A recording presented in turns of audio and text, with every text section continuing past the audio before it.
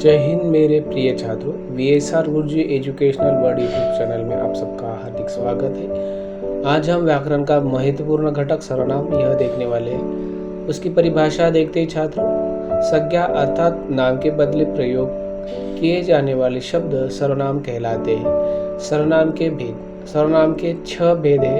1 पुरुषवाचक सर्वनाम, 2 निश्चयवाचक सर्वनाम, 3 अनिश्चयवाचक सर्वनाम, 4 प्रश्नवाचक सर्वनाम, 5 संबंधवाचक सर्वनाम और 6 है निजवाचक सर्वनाम। इनमें से सबसे पहले प्रश्नवाचक सर्वनाम देखते हैं और उसकी परिभाषा भी देखेंगे छात्रों। जो सर्वनाम बोलने वाले, सुनने वाले अथवा जिसके बारे में कुछ कहा जाए उसके लिए प्रयोग किए जाते हैं वे पुरुषवाचक सर्वनाम कहलाते हैं। पुरुषवाचक सर्वनाम के 3 उपभेद है छात्रों। 1 यानी कि क उत्तम पुरुषवाचक सर्वनाम, ख मध्यम पुरुषवाचक सर्वनाम और ग है अन्य पुरुषवाचक सर्वनाम। ध्यान रखें छात्रों, पुरुषवाचक सर्वनाम के कितने भेद है? 3। और कौन कौन से है? उत्तम पुरुषवाचक सर्वनाम, मध्यम पुरुषवाचक सर्वनाम और तीसरा है अन्य पुरुषवाचक सर्वनाम। ध्यान रखें छात्रों, कई बार ये हम इसमें उसके उपभेद पहचानने में और लिखने में गलतियां कर बैठते हैं, तो कोई गलती नहीं होनी चाहिए। इसे ठीक तरह से एक क्रम के अनुसार यहाँ पे दिया गया है। देखते हैं छात्रों, उत्तम पुरुषवाचक सर्वनाम क्या है?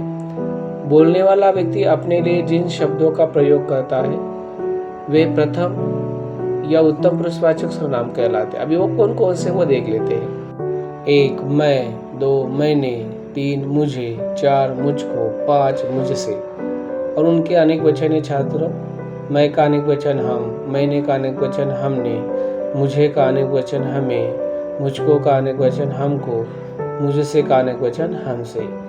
6 नंबर है मुझ में, इसका अनेक वचन हम हमें। 7वां मेरा, इसका अनेक वचन है हमारा। 8 मेरी, इसका अनेक वचन है हमारी।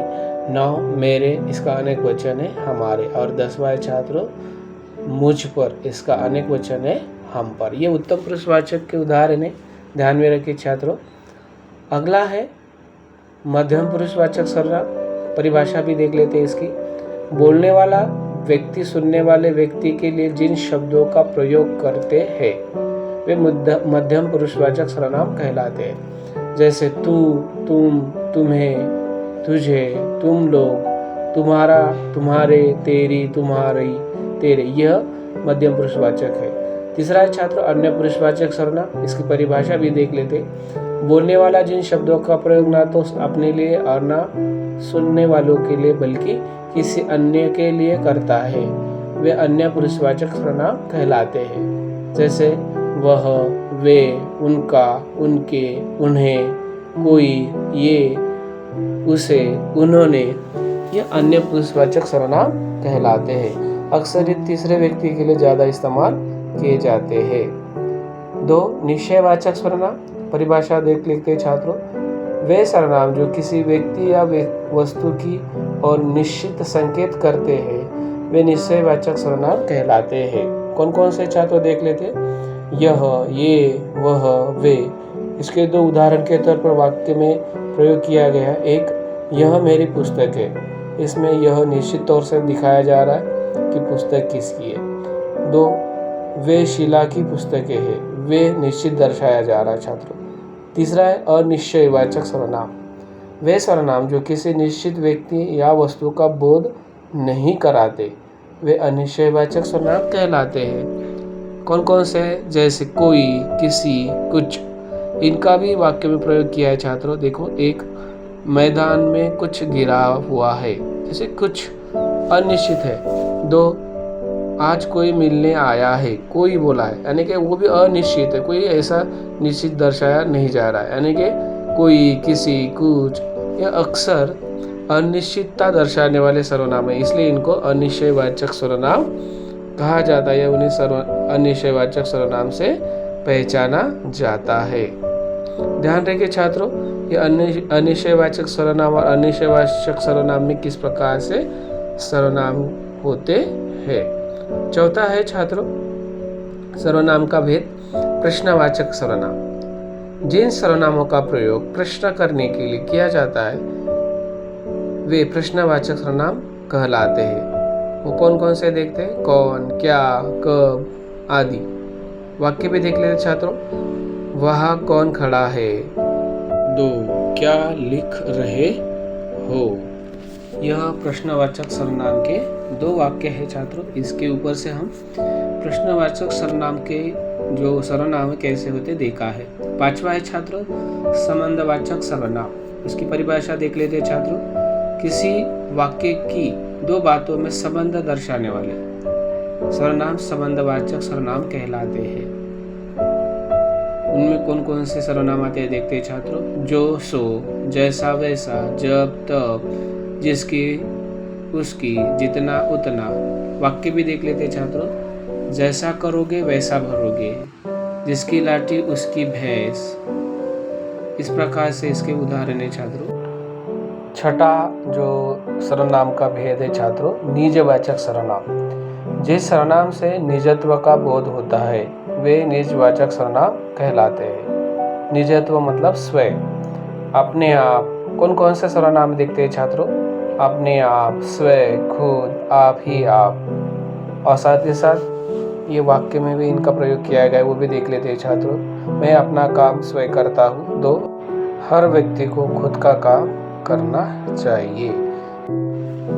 सर्वनाम के सभी महत्वपूर्ण कुछ सूचियां भी निकाली गई है छात्रों, जो एक वचन और अन्य वचन में किस प्रकार से उनमें बदलाव होता है। किसी भी प्रकार का प्रश्न सर्वनाम पर अगर पूछा गया तो ये सूची आपको बेहद महत्वपूर्ण होगी, जो कि आप इन्हें पढ़कर अपने अंकों में बढ़ोतरी कर सकते हैं।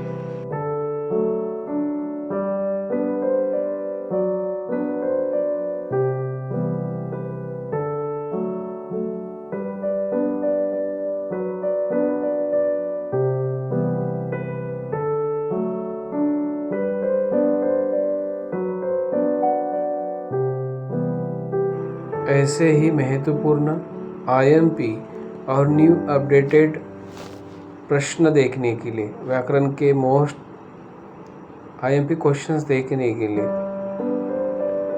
VSR गुरुजी एजुकेशन यूट्यूब चैनल को आप क्या करें, देखते रहिए, सब्सक्राइब करते रहिए, शेयर करते रहिए, ताकि आपको इसी प्रकार के IMP और महत्वपूर्ण क्वेश्चंस आपको बार बार मिलते रहे।